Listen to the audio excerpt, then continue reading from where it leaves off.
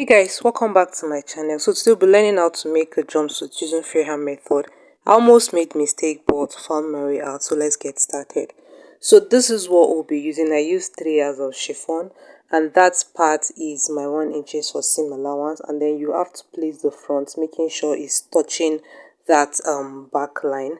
So the length I'm using is 17 inches, but I added 1 inch for sewing allowance. So from the top to my bust point is 10 inches, and from there to my waist is 17 inches. So to get your armhole line, you want to go up by 2 inches from your bust point, or you divide your bust measurement by 6 and add 1.5. Whatever you get, you go ahead and mark it. So that's my chest line, my bust point, and my waistline, and that 1 inches there is for joining allowance. So from that starting point to where my hand touch, you want to divide your shoulder measurement by 2 and mark it there. So whatever you have there, you want to still mark the same thing on your chest line in order to be able to get a straight line and connect it straight up that way. So you extend your length outward. So for my neckline, I'm using 3.5, and make sure your measurement is starting from where my hand just touched. For the depth of the neck, I'm using 7 inches, and I want to do a V neckline. So I'll just go ahead and give it a little bit of a curve to the neckline. So for my shoulder slope, I'm using ½ inches, and the other ½ inches will be for joining. I'll connect it straight to the shoulder line. For my back neckline, I'm using 1 inches. So I'll go ahead and cut, before I'll cut it out, sorry, I'll go down by 1.5 inches at the back. I'll explain better later. So for the depth of the back neck, I'm using 8.5 inches.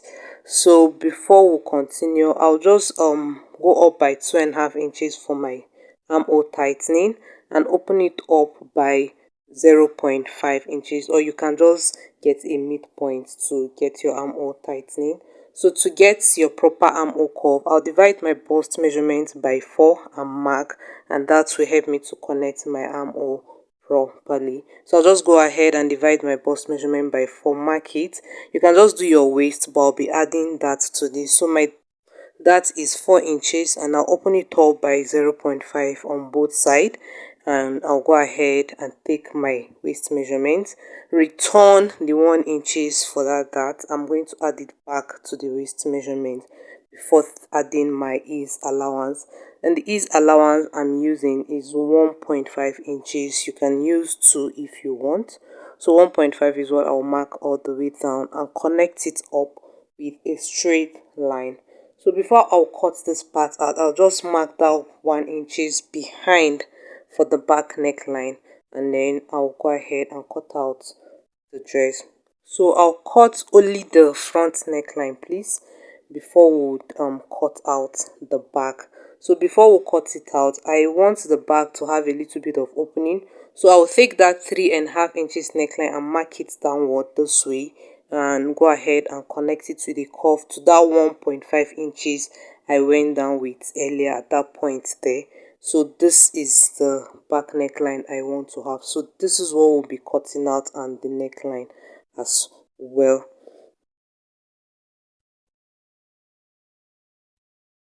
So I'll go ahead and open up the zip allowance and go in by 0.5 inches for my back tightening. You can do whatever you want. So I'm going to connect it straight up to that apex point. So if I'm sewing my zip allowance, I'm still going to go in by 1 inches, and it's still going to fit properly.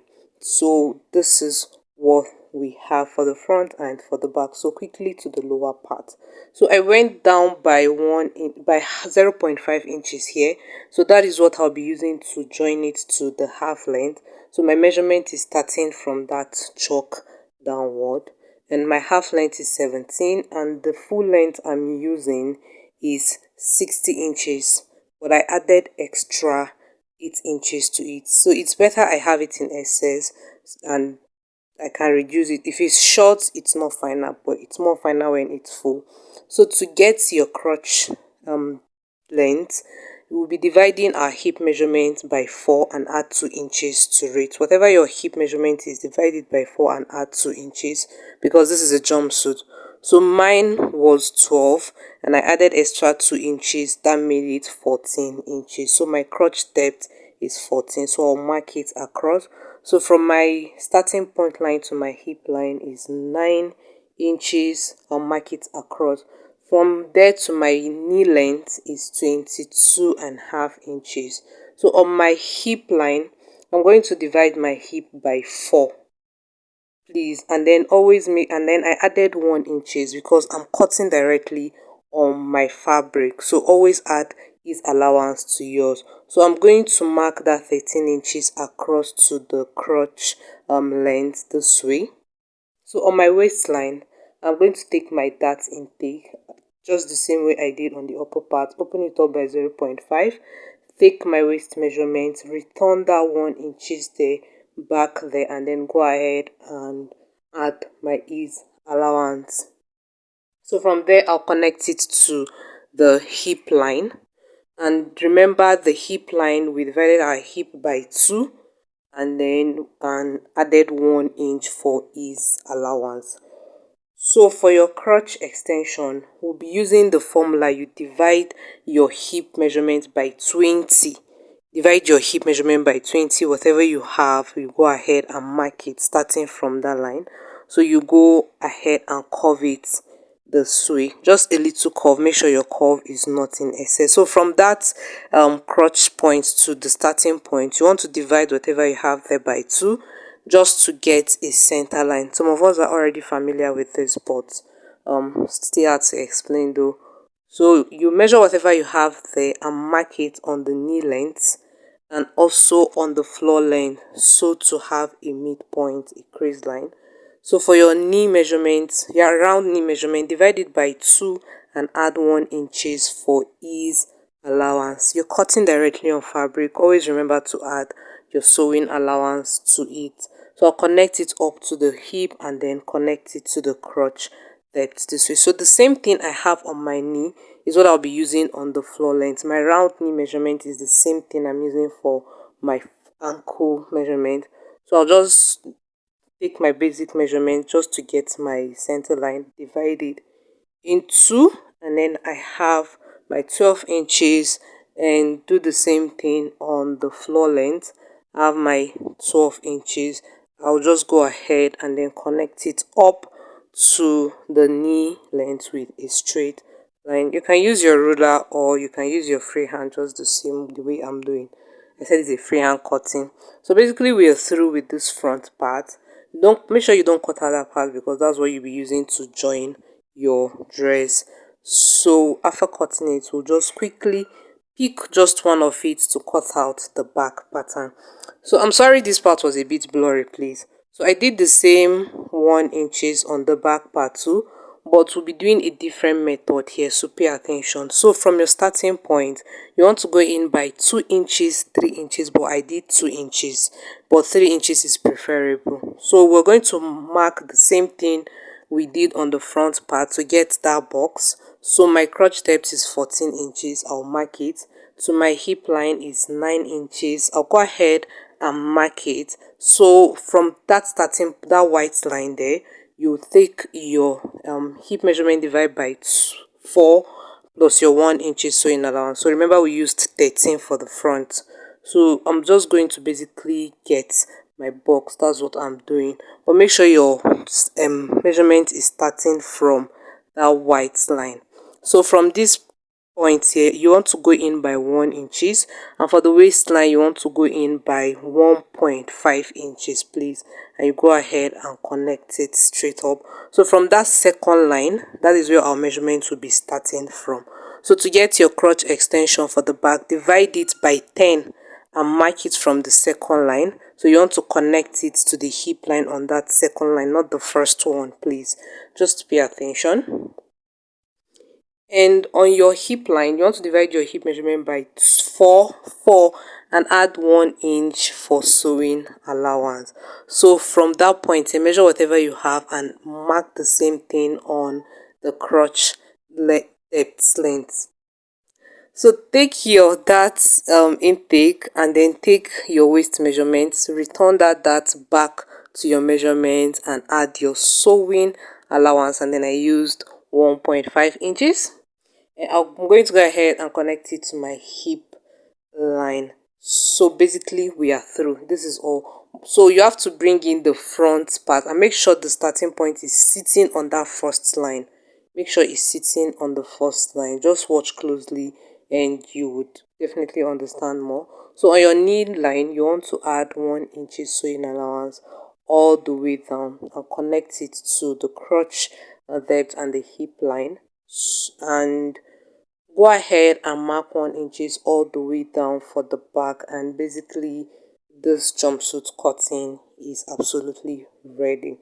So go ahead and cut it out. So you don't need the front again, just flip it out and cut your trouser. So at this point I made an error. I was supposed to add my zip allowance, but I forgot. But nothing special. Just go ahead and still cut it out, but make sure you add like 2 inches for joining allowance to it. So that was basically all I did here. So even when I sew it, it will still not show. So quickly we'll just go into the sewing part and we are good to go. So I'm starting with the upper part. So you want to use bias to turn it, but I'll be using the same fabric and iron it out with a hemming gum. So I've done that and this is how it's looking, well relaxed and sitting pretty and fine. And I joined the zip allowance as well. So in order to take my dart intake properly. So this is the back and I joined it, and if you notice it's not really showing.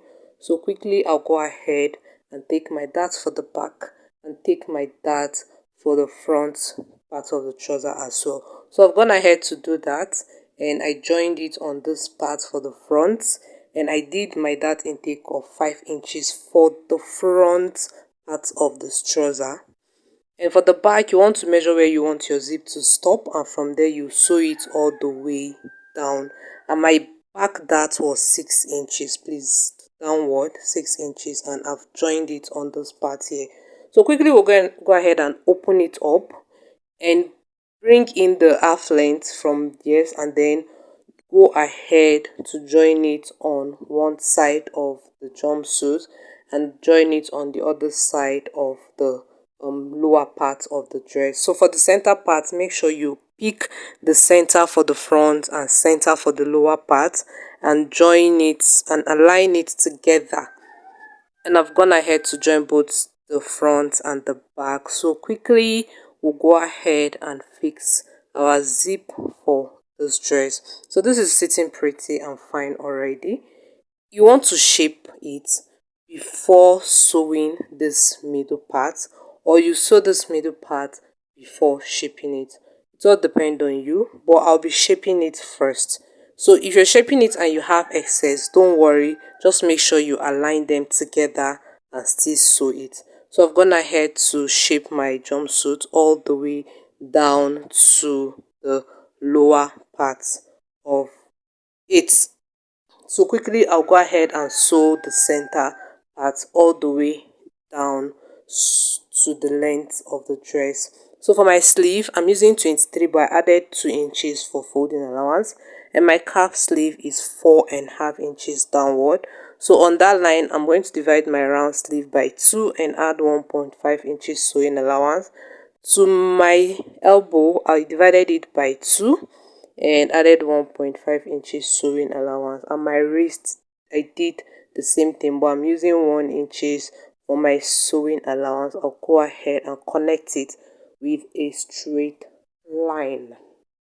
So from that point, you draw a straight line and divide it by 2.